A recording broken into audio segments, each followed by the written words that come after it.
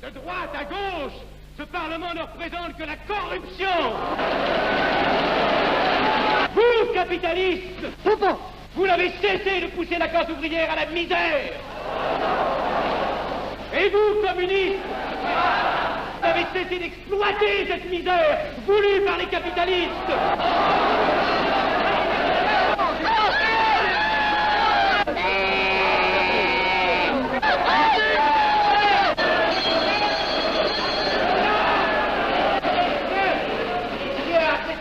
Et vous tous, parlementaires, désuets et périmés, insultez-moi le parlementarisme.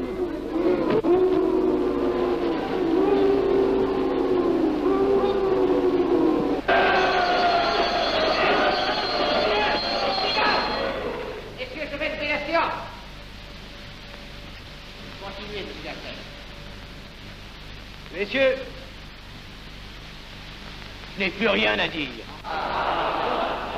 J'ai eu conscience de vous dire quelques vérités, peut-être désagréables, mais utiles. Non, ce ne sont pas quelques interruptions qui m'arrêteront. La communauté française ne se bâtira pas sur le conflit de la vieille bourgeoisie égoïste et du peuple affamé. C'est pourquoi je ne voterai pas ce projet qui donne satisfaction au capitalisme international et serait le bon prétexte pour les communistes à accentuer nos divisions. Je ne le voterai pas. Je serai sans doute le seul à ne pas le voter, car il semble que par une étrange aberration, la Chambre tout entière soit prête, comme toujours, à trahir l'intérêt français au bénéfice de certains intérêts internationaux très particuliers.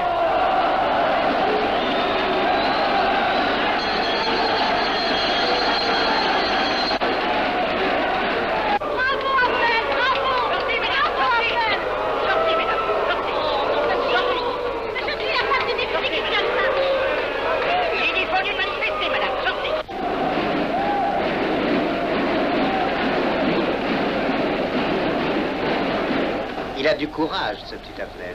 Ces petits nationaux trop puritains nous font perdre notre temps. Il faudrait l'éduquer un peu.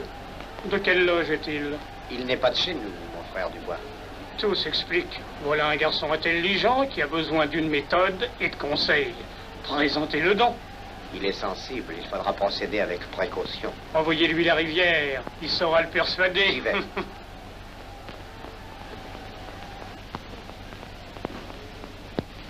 Mon cher vénérable, nous avons un service à vous demander. Enfin, dis donc, je vous suis tout dévoué. Le jeune Avenel qui vient de parler assez brillamment devrait subir les épreuves de l'initiation. La maçonnerie lui apporterait beaucoup et le disciplinerait. Ne croyez-vous pas? J'y pensais déjà. Nous allons nous en occuper activement. Alors, je suis brisé. Comment avez-vous trouvé mon discours? Excellent. Vous leur avez dit de fort bonne vérité. Ouais, ça n'a pourtant servi à rien, ils ont voté le projet.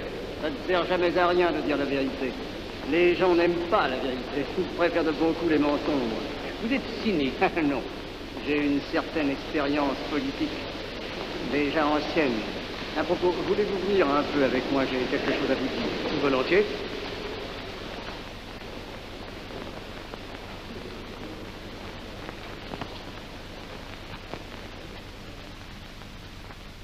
Oui, voyons, je voulais vous dire, si nous reprenions notre conversation sur la franc-maçonnerie, vous m'aviez dit l'autre jour que vous étiez curieux de connaître cette association. Ah oui, on en dit tantôt du bien, tantôt du mal. Je vous avoue que je n'aime pas beaucoup les sociétés secrètes. Ah, la franc-maçonnerie n'est pas une société secrète. C'est une société discrète. Pourquoi éprouves-tu tant de répugnance à me voir entrer dans la franc-maçonnerie? Cette association me semble suspecte. Il ne doit y avoir que des arrivistes là-dedans. Non, voyons, nous sommes peut-être aussi des braves gens, animés d'un idéal sincère. Le texte qu'ils m'ont donné est rempli de bonnes idées. Tu me diras que ça n'est qu'un programme affiché à l'entrée, mais il me paraît loyal. Tu es un honnête homme, mon chéri. Mais tu as un grand défaut. Ah, et lequel? Tu ne vois jamais le mal. Tu imagines que les autres sont bons comme toi-même. C'est pourquoi tu as toujours des déceptions. N'importe, je suis décidé à tenter cette expérience. Alors fais-la. Je souhaite me tromper. Quand vas-tu te présenter chez ces gens? Mercredi. Déjà.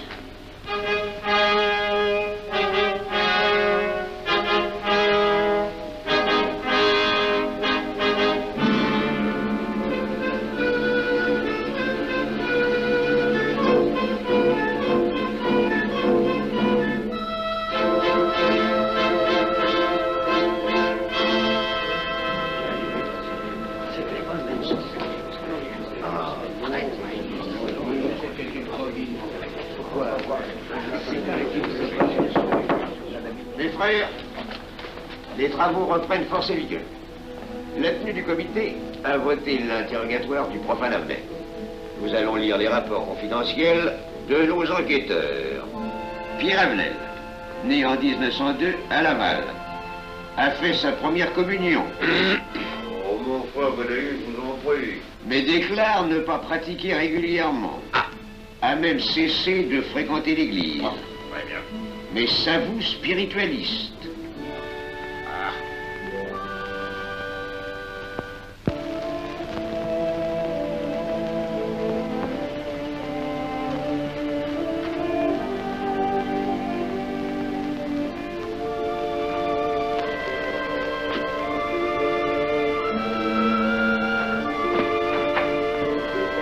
Monsieur, voulez-vous aussi?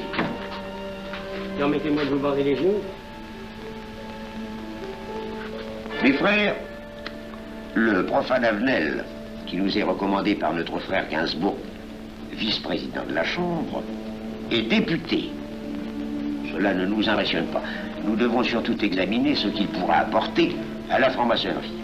Il nous faut des gens qui servent notre ordre et contribuent à sa puissance. Pour l'instant, il paraît afficher des idées nationales un peu trop absolues. Mais enfin, je voudrais vous prévenir d'une chose. Comme il est de notre intérêt de tenir en main un grand nombre de parlementaires, il vaudrait peut-être mieux ne pas lui poser des questions qui pourraient le choquer. On nous le signale comme assez sensible sur les questions spirituelles ou religieuses. Quand il aura travaillé quelque temps parmi nous, il aura évolué.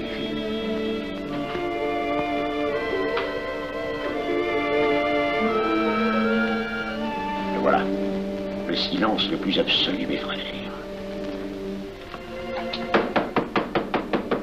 Qui frappe ainsi régulièrement à la porte du temple? C'est un profane qui demande à être interrogé, vénérable maître.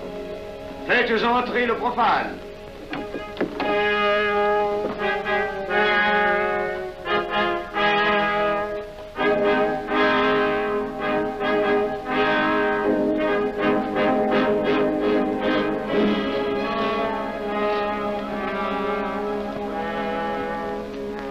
Monsieur, vous avez déclaré vouloir faire partie de la franc-maçonnerie.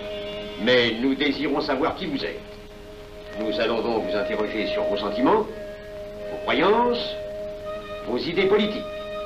Répondez-nous sans vous troubler, mais en nous disant la plus stricte vérité. Consentez-vous à cet interrogatoire? J'y consens. Monsieur, croyez-vous en Dieu? Et pourquoi? Vous semblez être déçu par ce premier contact avec la maçonnerie. Mais l'interrogatoire est assez pénible. J'ai dû paraître ridicule. Vous vous trompez. D'autres qui sont passés avant vous ont moins bien répondu. Vous avez été reçu avec une majorité convenable, 16 voix contre 10. Comment, j'ai eu 10 voix contre moi? Non, non. 2 seulement. 2. Mais les voix d'opposition comptent pour 5. Ah, un opposant de plus, et vous étiez plaqué. La maçonnerie est difficile sur le choix de ses candidats. Pas assez, mon cher, pas assez. Je dois même vous avertir que lorsque vous serez en loge, vous serez déçu. Le milieu maçonnique est épouvantablement médiocre. Vous verrez que vous nous apporterez plus que vous ne recevrez. Mais ces rites dont vous m'avez parlé, ces initiations mystérieuses... De bêtises. Il y en a qui y attachent un certain sens symbolique. La plupart des maçons rient eux-mêmes de ces vieilles pratiques désuètes. Seulement le jour de votre initiation, tenez-vous bien, les épreuves de la cérémonie ne sont pas commodes.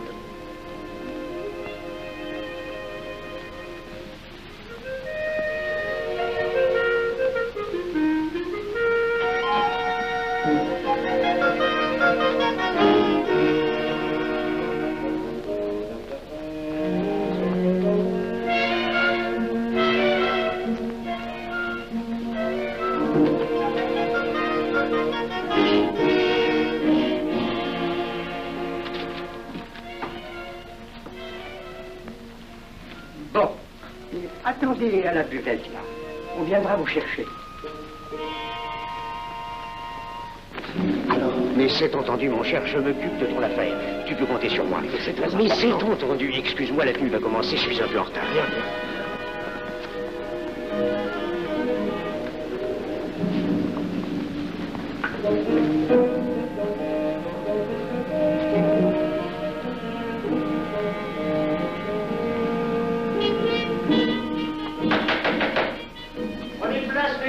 Nous allons ouvrir les travaux. Mon frère Durand, veuillez prendre place à l'ordre.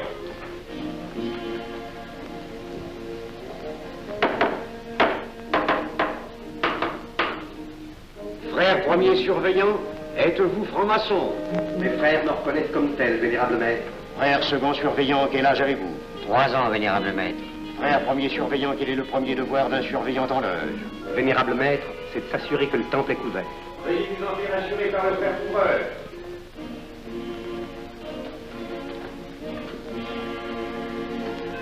Le temple est couvert, vénérable maître.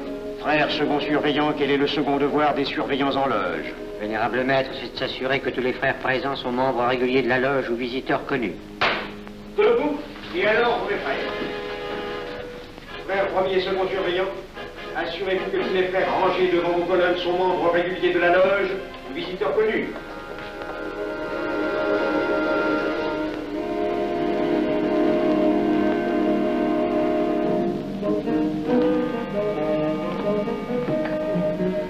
Vénérable maître, les frères qui décorent l'une et l'autre colonne sont membres réguliers de la loge ou visiteurs connus. Il en est de même à l'Orient.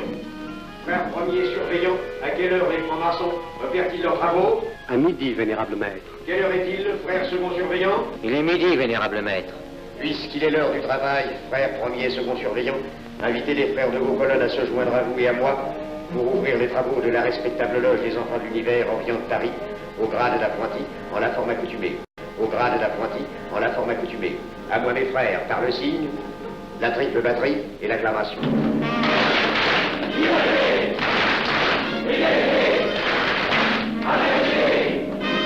Prenez place, mes frères, les travaux sont ouverts. Mes frères, l'ordre du jour appelle l'initiation du profane Avenel. L'atelier a voté dans une précédente tenue la mission du dit profane. Nous allons donc ce soir le recevoir solennellement. Mon frère couvreur, veuillez aller chercher le profane Avenel qui a écrit son testament philosophique dans le cabinet de réflexion.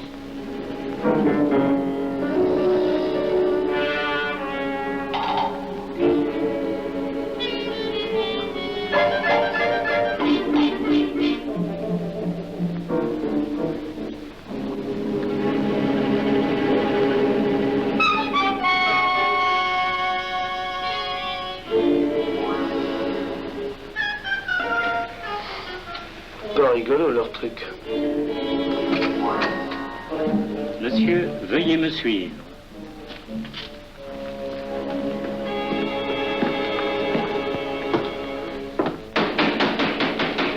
Qui frappe ainsi régulièrement à la porte du temple? Général de maître, c'est un profane qui demande à être reçu maçon s'il en est jugé digne. Frères, armez-vous de vos glaives. Faites entrer le profane.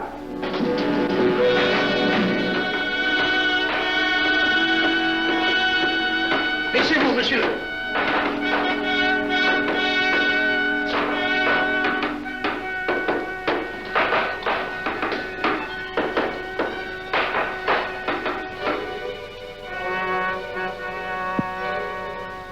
Monsieur, cette épée que vous sentez sur votre poitrine est toujours levée pour punir le parjure. Elle est le symbole du remords qui déchirerait votre cœur si vous deveniez traître à la société dans laquelle vous voulez entrer.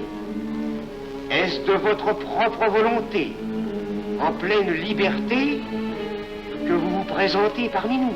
Oui. C'est une institution qui ne procède que d'elle-même. Elle prend sa force dans la raison.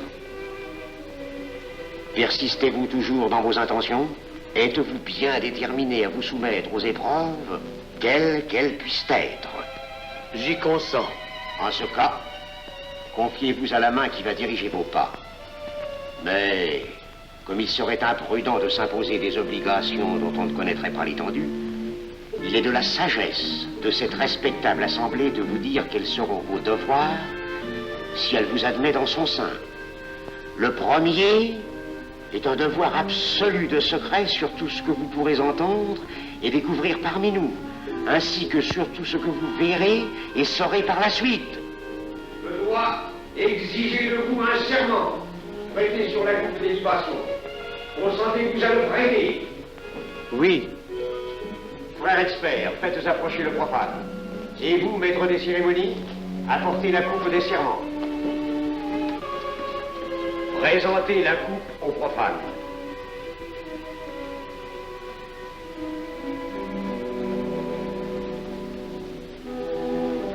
Prononcez avec moi le serment. Je m'engage sur l'honneur, au silence le plus absolu, sur tous les genres d'épreuves qu'on pourra me faire subir. Je m'y engage. Vous devez connaître toute l'importance d'un serment. Si jamais vous manquiez à une parole aussi solennellement donnée, buvez.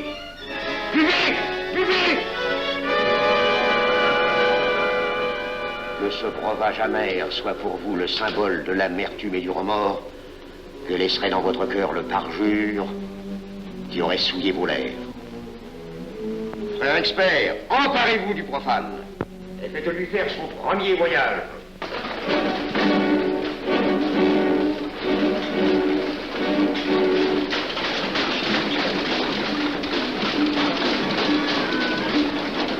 Là, c'est un profane qui demande à être reçu maçon. Comment ose-t-il l'espérer? C'est qu'il est libre et de bonne mœurs. Puisqu'il en est ainsi, qu'il passe.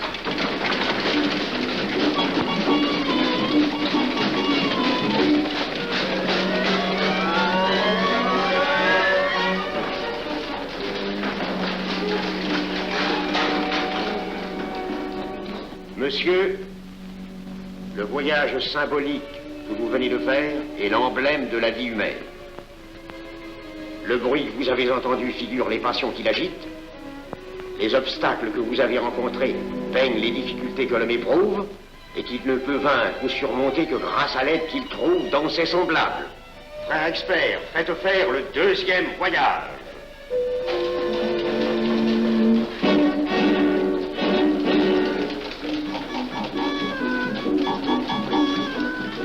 Qui va là? C'est un profane qui demande à être reçu maçon. Comment ose-t-il l'espérer? C'est qu'il est libre et de bonne mœurs. Puisqu'il en est ainsi qu'il passe, et qu'il soit purifié par l'eau.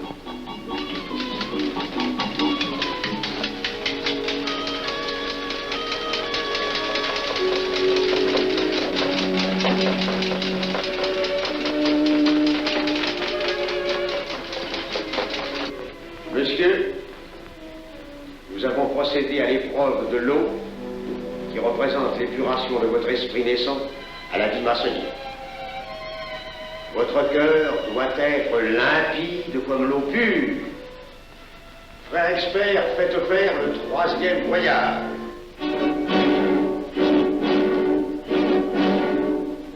Qui va là? C'est un profane qui demande à être reçu maçon. Comment ose-t-il l'espérer? C'est qu'il est libre et de bonne mœurs.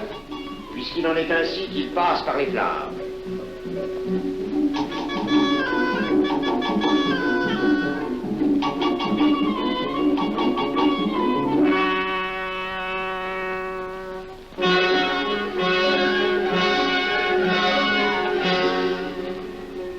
Monsieur, les flammes dont vous avez été environné ont achevé vos épreuves. L'ordre maçonnique dans lequel vous demandez à être admis pourra peut-être un jour exiger que vous versiez jusqu'à la dernière goutte de votre sang pour sa défense et celle de vos frères. Je vais maintenant vous faire prêter serment à la franc-maçonnerie. Frère expert, amenez le profane à l'autel. Les frères, debout, à l'ordre et glaive aux mains.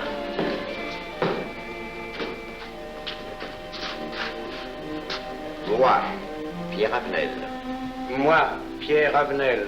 De ma propre et libre volonté.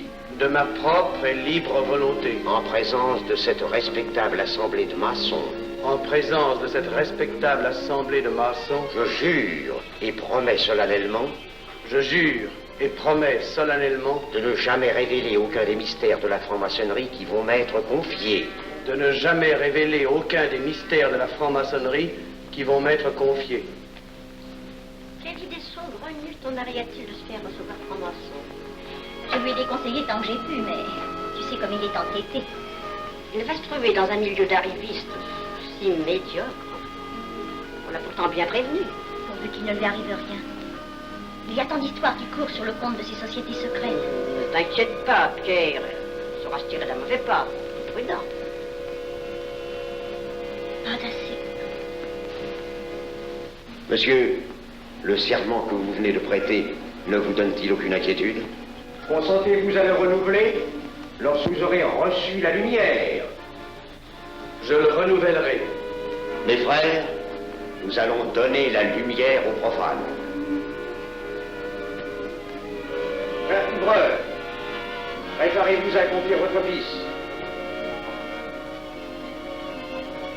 Que la lumière lui soit donnée à mon troisième coup de maguet.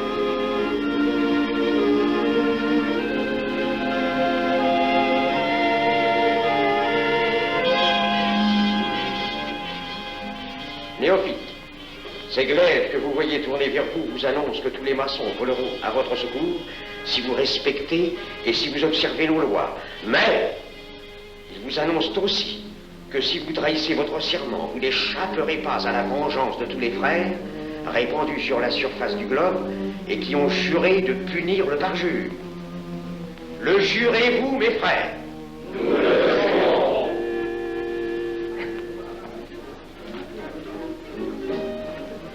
Mes frères, à la santé de notre nouveau frère. À votre santé.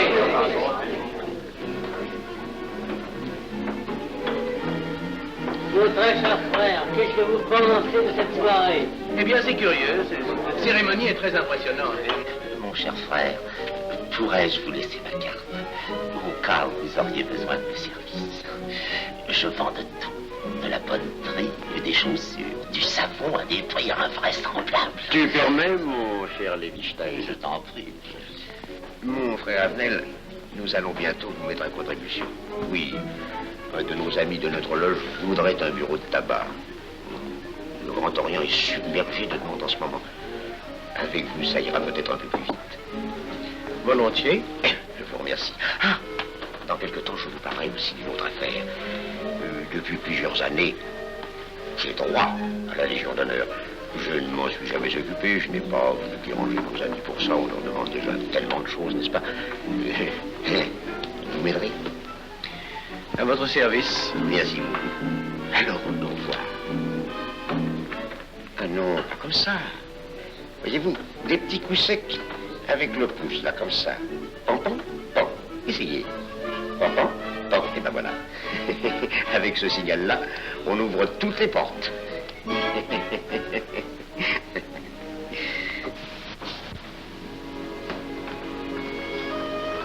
Alors,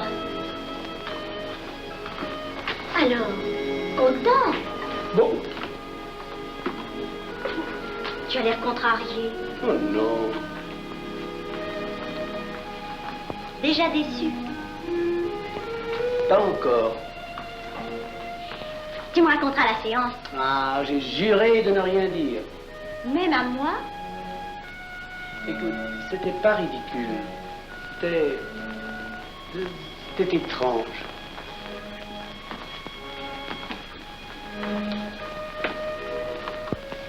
Mon chéri. Oh, mon chéri, c'est idiot, mais j'ai peur pour toi. Qu'est-ce que tu veux qu'il m'arrive? Oh, mon grand.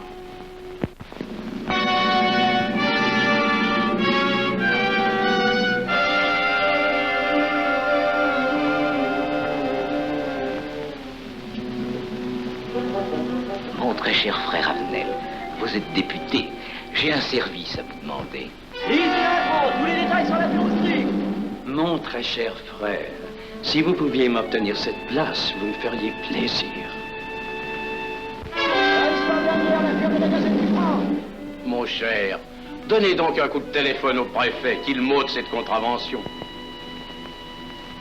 Demandez la liberté, le scandale fascinateur.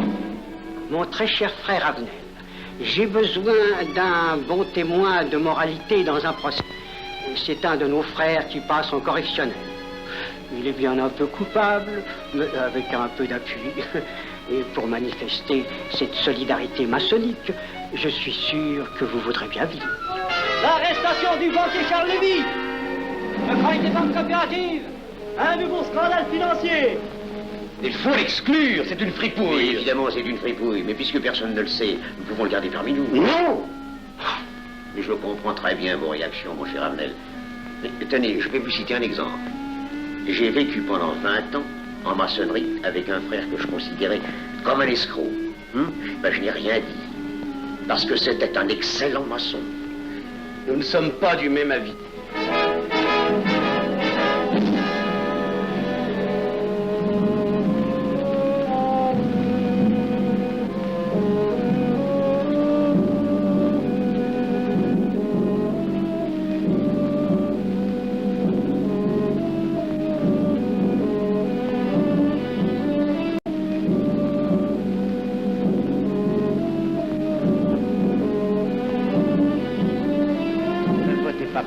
Pourquoi? c'est un adversaire de la maçonnerie. Et son projet est excellent. Qu'importe, il nous dessert. Vous n'avez pas l'air de mon ami. Non. Non, non et non, je ne ferai pas ce que vous voulez. Je vous demande de vous conformer à la discipline républicaine. La discipline républicaine et maçonnique. Je sais ce que c'est, allez, c'est une canaillerie. Mon frère, ne laissez pas vos paroles dépasser votre pensée. Oh, ne croyez pas que je suis en colère, non, j'ai tout mon sang-froid, au contraire. Et c'est pour ça que je ne voterai pas cette loi unique. Vous détruisez ce pays en l'empoisonnant doucement. Mais vous ne parlez pas sérieusement. Mais vous ne comprenez donc rien.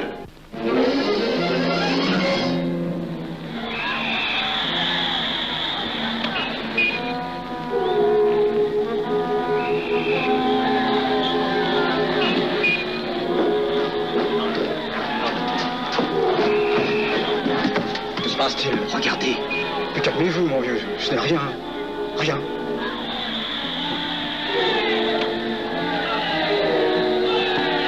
Que croyez-vous qu'on doit faire? Rien. Surtout rien. Pas de pareil cas il faut attendre. Et croyez-moi, il n'y aura pas d'incident.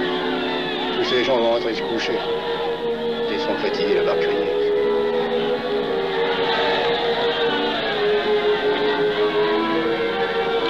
Qu'en pensez-vous, Avnel? Je voudrais être avec eux, place de la Concorde. Vous ne parlez pas sérieusement? J'ai pas envie de rire.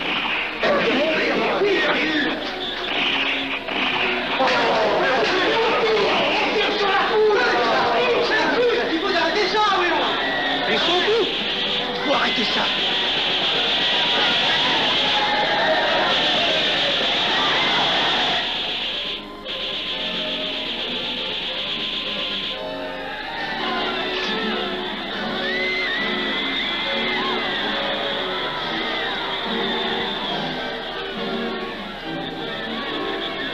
Que faire? Trop tard. On tire encore. Coup de feu.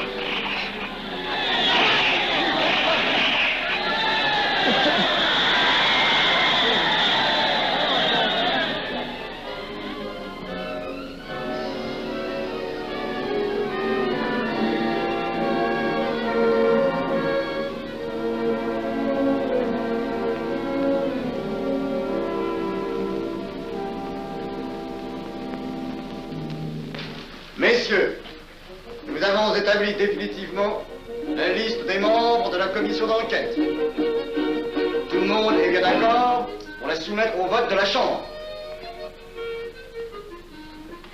Pas d'objection? Le projet est accepté à l'unanimité. La séance est levée.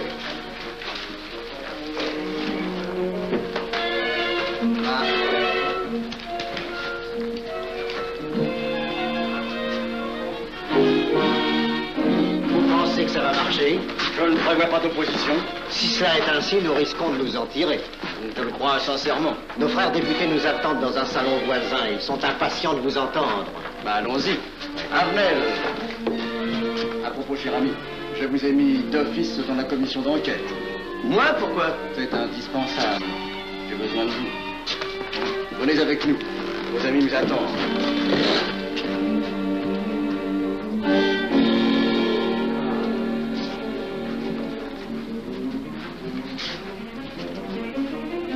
Mes frères, puisque nous sommes entre nous, je puis vous dire bien confidentiellement que nous allons traverser ces événements graves sans trop de dommages.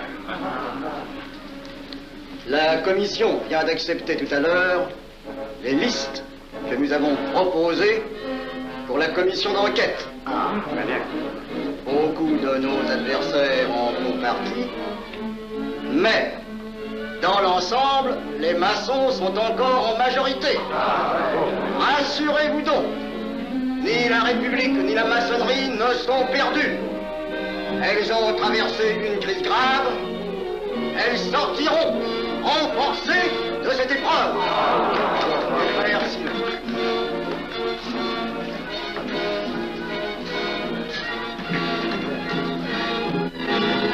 Demandez l'anti-Marchon, le scandale de la commission d'enquête. Demandez l'anti-Marchon, le scandale de la commission d'enquête. Vous me demanderez successivement le Quai d'Orsay, Banque de France, l'état-major, le secrétaire général du Parti radical socialiste, le temps et les usines d'aviation Guerlain. Bien, monsieur.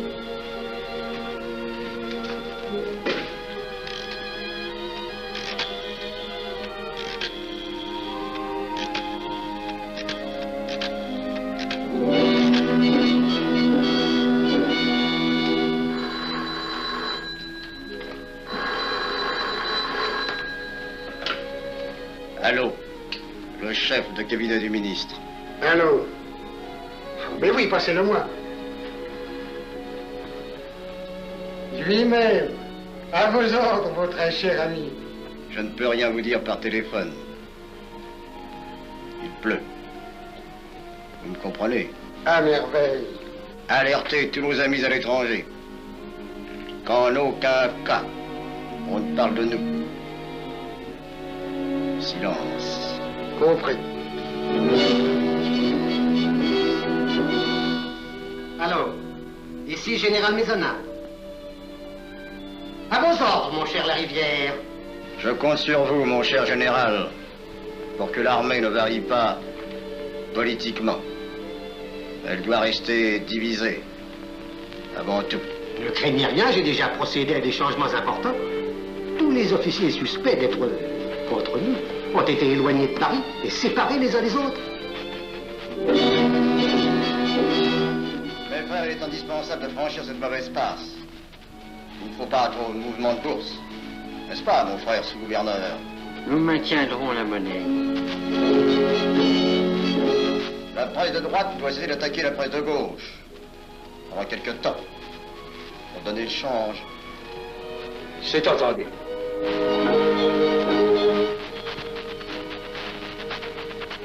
Les partis de gauche doivent faire entente avec ceux du centre.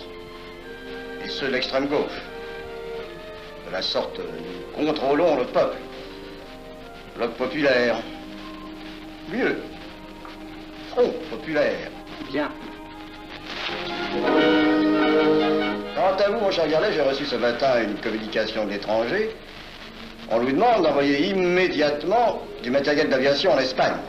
Moyennant quoi nous aurons tous les appuis politiques nécessaires. Même nos prototypes. Surtout nos prototypes. Ne croyez-vous pas que ce serait dangereux pour notre défense nationale? Faites ce que je vous dis.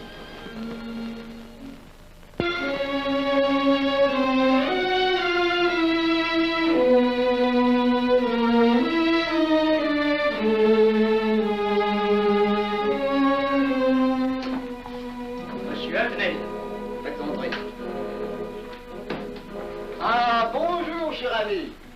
Comment on va? Bien, merci. Ah, je vous ai fait appeler. Que se passe-t-il? On ne vous voit plus.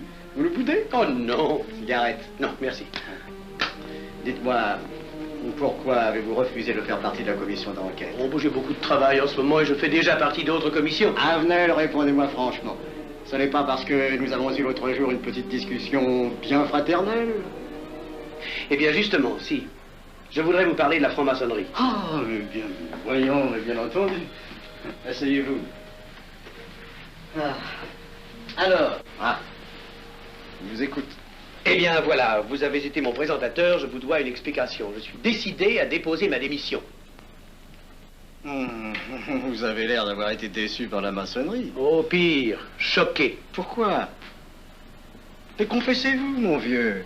Vous ne serez pas le premier maçon qui m'aura ouvert son cœur. Qu'est-ce qu'on vous a fait? Mais à moi, personnellement, rien. Mais je trouve ce milieu maçonnique... pourri d'arrivistes écœurants. Je vous l'accorde. Ah, ben, je ne vous le fais pas dire. Oh, croyez-vous que je sois dupe?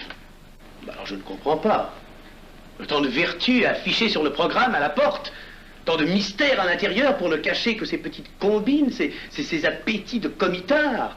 Je m'attendais à trouver des hommes dévoués, sinon supérieurs.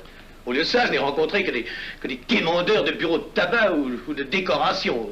Ou alors des fripouilles qui cherchaient à m'utiliser pour échapper à des condamnations. En dehors d'eux, des phraseurs, des sectaires, ignorant tout, ne connaissant rien de l'histoire de leur pays, rien de l'histoire du monde, rien de la politique, rien de la philosophie, rien. Ah, des cerveaux vides, mais des dents longues et des langues folles. Et c'est cela qui gouverne la France. Quel grade avez-vous maintenant? J'ai été initié à la maîtrise il y a peu de temps. Eh bien, si vous avez le courage de vivre encore quelques années dans la médiocrité des ateliers bleus, vous passerez ensuite aux ateliers supérieurs. C'est mieux? C'est autre chose.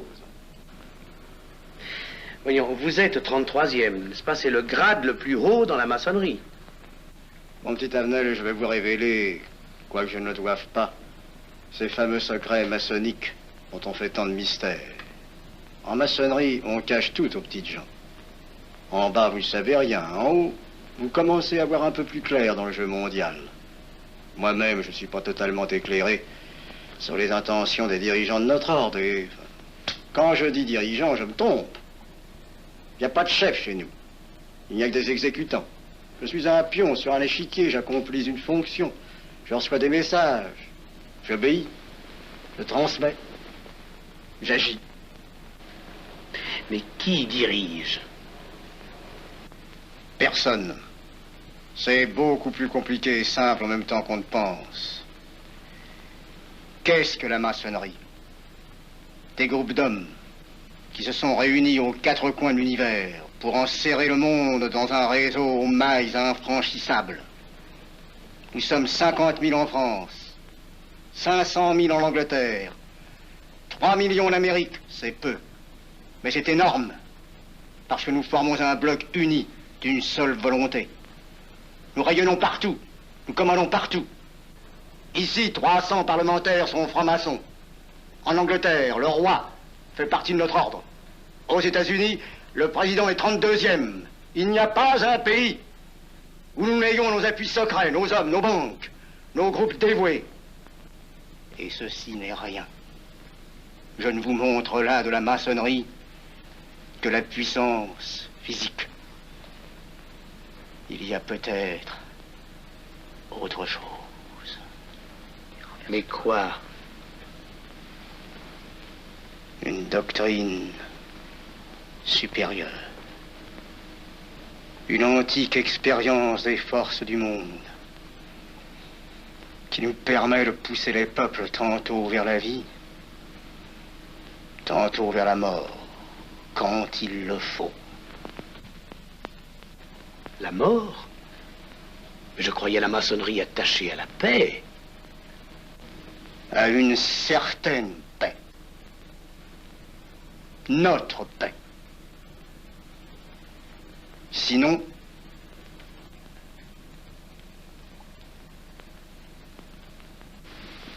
alors, cette démission? Je vais réfléchir.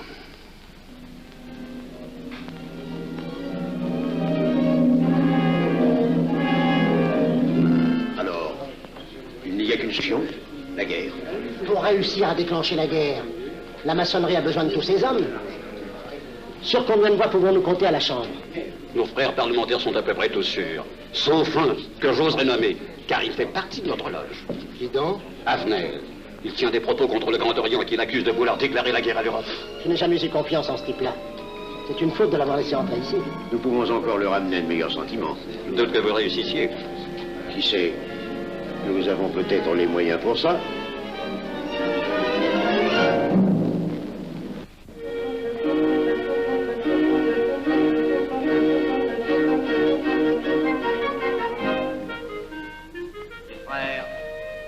L'aviation allemande n'a pas d'appareil. Plus de 2000 accidents d'avion l'année dernière en Allemagne. La ligne Siegfried est à peine construite. Les tanks allemands marchent difficilement. Un détail entre autres qui m'a été rapporté par un de nos frères. Quand leurs tanks sont entrés à Vienne, on s'est aperçu que certains d'entre eux étaient en carton et montés sur des hautes bicyclettes. Croyez-moi, mes frères, il nous serait facile d'abattre le national-socialisme dont les exigences sans cesse accrues deviennent intolérables. Et libérer ainsi nos frères réduisent à l'esclavage. Jamais nous n'avons été plus près. En 15 jours, nous réglerions le sort de l'Allemagne. Notre loi régirait l'Europe définitivement. Notre victoire est sûre. C'est faux. C'est faux. Silence. Ce que dit cet homme est faux. Mon frère, je vous rappelle alors, vous n'avez pas la parole. Je le sais. Je suis député et membre de la commission de la défense nationale. Je ne peux pas laisser se prolonger un discours aussi manifestement erroné. Les appréciations de monsieur... De notre frère, Liechtenstein. Oui, si vous voulez. Sur l'état de l'armée que possède l'Allemagne sont des mensonges. Et ajouter foi serait de la stupidité. Mais pourquoi vouloir une guerre entre l'Allemagne et la France? Mon frère, vous n'avez pas la parole. Peu m'importe. Mais je tiens à dire qu'aucun motif réel de conflit ne peut être invoqué. Vous le direz tout à l'heure, après l'exposé de notre frère. Non, je le dirai immédiatement, avant d'entendre des stupidités bellicistes. Oh. Mais vous tous, maçons, vous poussez à la guerre.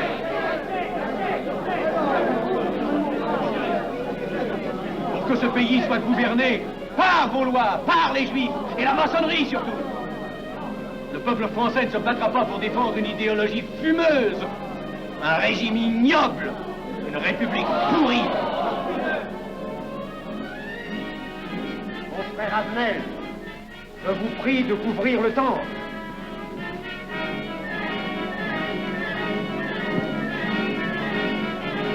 Vous êtes tous des menteurs et des faussaires. Tout chez vous n'est qu'une sinistre comédie.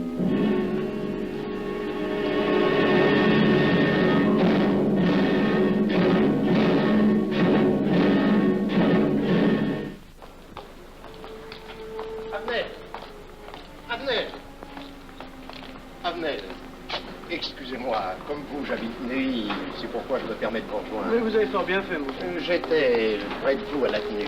Je voulais vous féliciter. Oh, merci. Vous avez très bien fait de leur crier des vérités. Ce sont des fous. Malheureusement, il est impossible de leur faire entendre raison. Les événements sont pourtant indiscutables. Oui, oui. Dites-moi, j'ai des documents confidentiels sur l'action actuelle de la maçonnerie qui peut-être vous intéresseraient. Des documents? Oui, oui, des documents. Vous êtes député, il serait utile et urgent que je vous les communique. Mais je crois bien, où sont-ils? Chez moi, pas très loin d'ici. Si vous avez quelques minutes. Oui, volontiers, allons.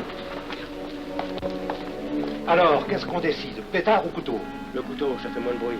Attention, les voilà.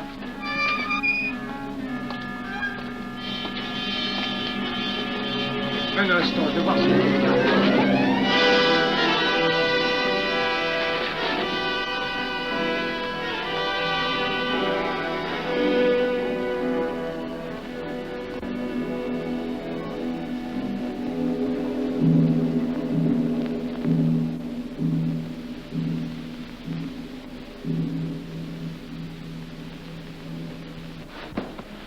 Ne t'inquiète pas, mon chéri.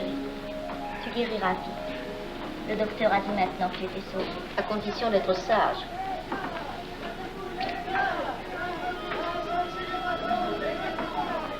Qu'est-ce qu'on entend? C'est la mobilisation générale, mon chéri. Quoi, la mobilisation? Ne t'agite pas, je t'en supplie. Je n'aurais pas dû te le dire, mon Dieu.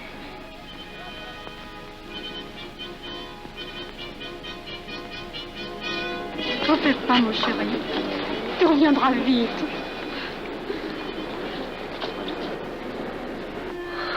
Les brutes. Ils sont arrivés. Ils ont réussi à déclencher leur guerre. Oh, ne bouge pas. Tes plaies sont à peine fermées. Si j'étais pas tombé sous les coups de ces criminels, j'aurais peut-être pu arrêter ça. Mais non, tu n'aurais rien pu empêcher, mon chéri. Ces hommes sont plus forts que toi. Ils ne t'auraient pas manqué.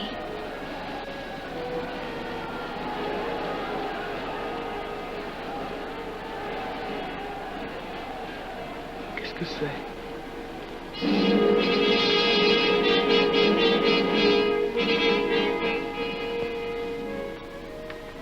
Les malheureux. S'ils savaient ce que je sais.